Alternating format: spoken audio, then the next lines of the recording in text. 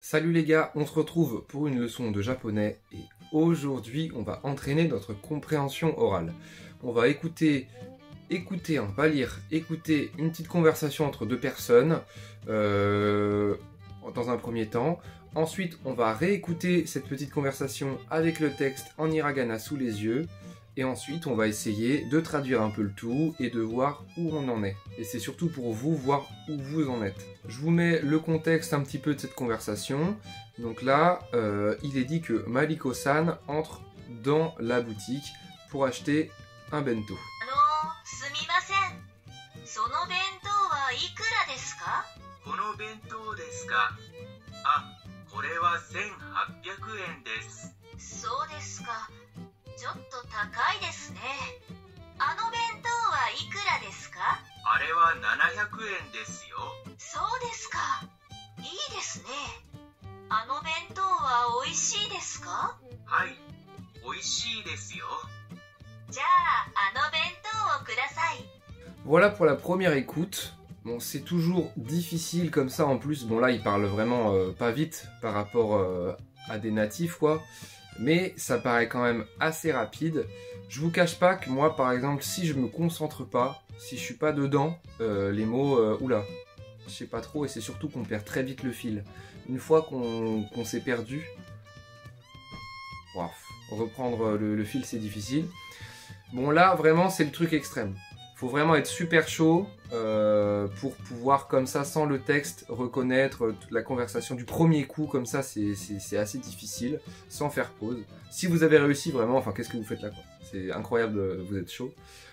Donc là, je vais remettre la conversation, mais cette fois-ci avec les tirades, le texte en hiragana. Donc vous pourrez lire en même temps. N'hésitez pas à faire pause en vrai. Le but c'est que chacun avance à son rythme. Si vous avez plus de mal, vous voulez revenir en arrière, n'hésitez vraiment pas. すみません。その弁当はいくらですか？この弁当ですか。あ、これは1800円です。そうですか。ちょっと高いですね。あの弁当はいくらですか？あれは700円ですよ。そうですか。いいですね。あの弁当は美味しいですか？はい、美味しいですよ。じゃあ、あの弁当をください。Voilà, parfait. Alors vous avez vu qu'avec les écritures, c'est vraiment bien plus simple. Pour ma part, comme je vous l'ai dit, la première écoute, j'ai à peu près tout compris, mais à peu près. Il y a certains passages, je me dis, ah, est-ce que j'ai bien capté ce truc-là? Ah, est-ce que j'ai bien capté le nombre? Parce que là, on a bien capté qu'à un moment, ça parlait de prix. Est-ce que c'est bien le bon nombre? C'est toujours un truc de, quand tu as le truc sous les yeux, tu peux forcément revoir un peu en arrière, c'est un peu plus facile.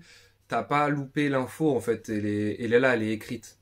Donc, forcément, avec le texte sous les yeux, voilà, c'est bien plus simple. En plus, c'est la deuxième écoute, donc on est déjà dans le contexte. Donc là, je vais rafficher le texte. Pas de troisième écoute, hein.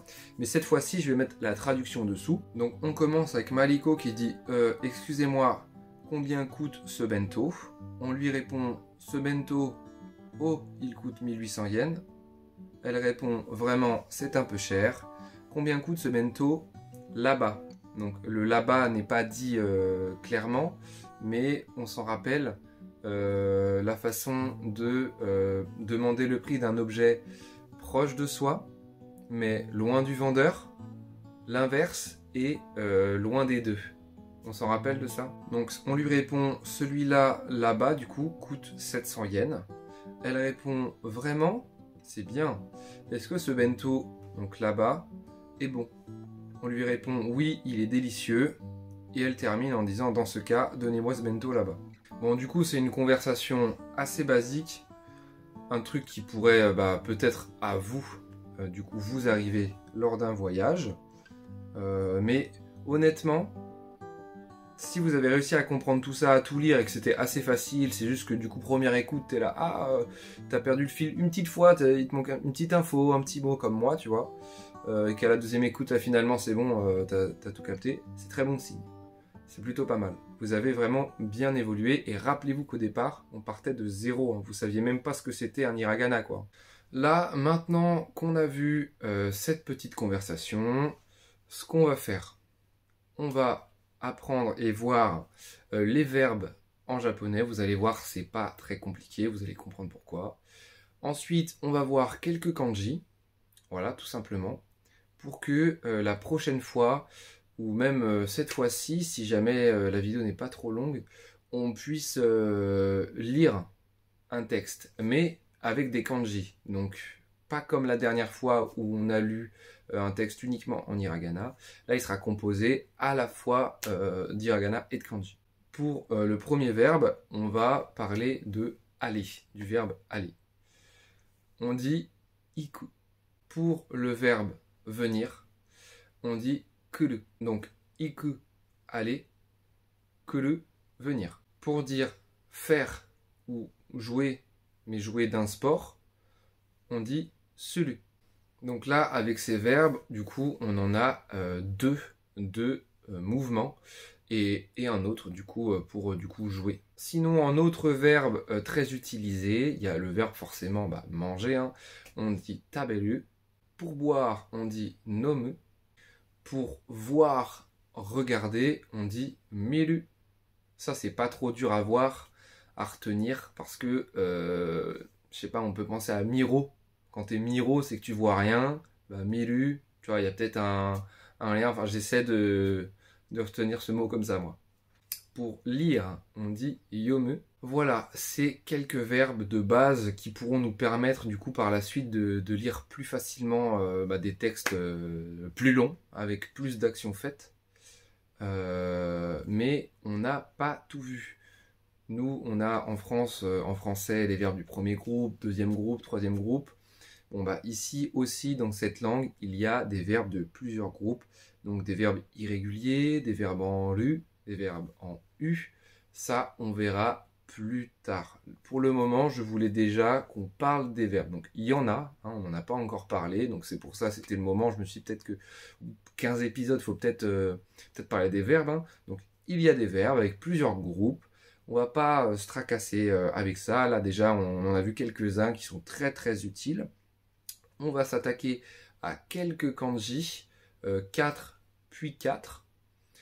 On aura du coup ensuite, comme je l'ai dit, une très bonne base pour lire un texte la prochaine fois. Et là, on parlera des groupes de verbes. Premier kanji qu'on va voir aujourd'hui, c'est le kanji pour dire 100. Alors celui-là, il a une petite particularité. Parce que en soi, en vrai, il faut retenir que c'est le kanji de 100. Sauf que du coup, comme vous le savez, 100, il y a quelques exceptions pour les centaines en fait. Comme on l'a vu pour 300, 600, il y a des façons différentes de les dire. Par exemple pour ces trois que j'ai cités. Donc 100 se dit hyaku. Mais pour dire 300, on ne dit pas san hyaku. On dit autre chose, souvenez-vous. On dit san byaku. Et pour 600, pareil, on ne dit pas roku hyaku. On dit autre chose. On dit ropyaku. Et pour du coup 700, là c'est la classique, on va dire nanahyaku. Donc ce kanji, le kanji de 100, peut se prononcer de 3 manières différentes, mais c'est pour dire la même chose.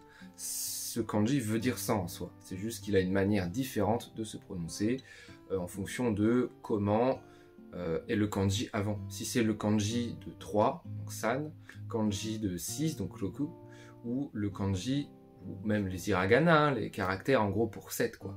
Ça peut changer la façon de le dire, mais pas le sens. Pour 1000, c'est pareil, même combat, sen ou zen, mais le kanji de 1000 est le même. Pour 10 000, le kanji de 10 000, man, on se rappelle, hein, il s'affiche. Et on aura pu voir les grands nombres. Donc pour lire par exemple des sommes en yens, ce sera beaucoup plus simple pour vous si c'est affiché en kanji. Et justement, en parlant de monnaie, en parlant de yen, le kanji du yen, qui se dit N du coup, s'affiche. Et maintenant, on pourra lire très très facilement les monnaies pour dire 10 000 yens, et ben on mettra tout simplement 2 caractères. Par exemple, là, 350 yens s'affiche, mais que en kanji. Ben voilà l'écriture. On va voir maintenant 4 autres kanji, mais qui n'ont rien à voir avec les précédents. C'est pour ça que je voulais les séparer en 4 et 4, hein, voilà. Donc, on va voir le kanji pour dire jour, soleil, qui s'affiche, qui se dit ni. Et là, grâce au kanji, c'est ça qui est super avec les kanji, et heureusement qu'il y a un truc super et qui motive, c'est que ça peut nous permettre d'avoir l'étymologie de certains mots. Comme on le sait déjà, pour dire Japon, on dit Nihon. Ok?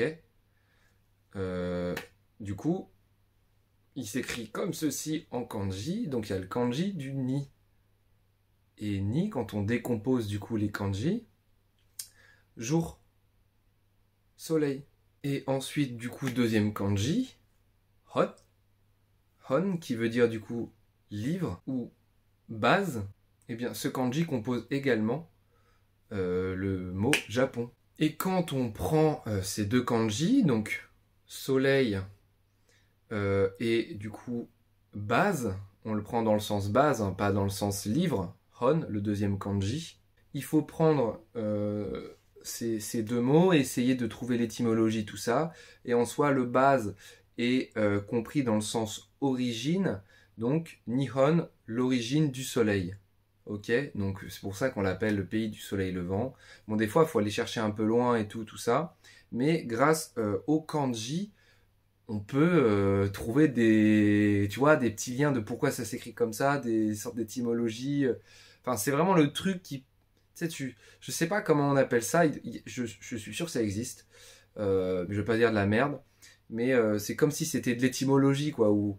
l'origine latine, bah là t'as de l'origine de kanji, genre kanjitologie, je sais pas si ça existe, mais bah si ça existe pas, faut créer la matière, je suppose que ça existe, mais ce qui est cool avec les kanji, c'est ça, c'est de pouvoir retrouver un peu l'origine des mots. Le prochain kanji, justement, est un petit peu en lien, c'est le kanji qui se prononce jin ou hito, donc le kanji qui veut dire personne, une personne. Quand on dit du coup Nihonjin, une personne japonaise, eh bien, ce sont les 3 kanji qu'on a vus là, qui sont utilisés. Et il est utilisé pour Hito, enfin Hito, du coup, avec le H, pour par exemple Kono Hito, donc 7 personnes. Et ensuite, dernier kanji de la journée, bien assez hein, pour aujourd'hui.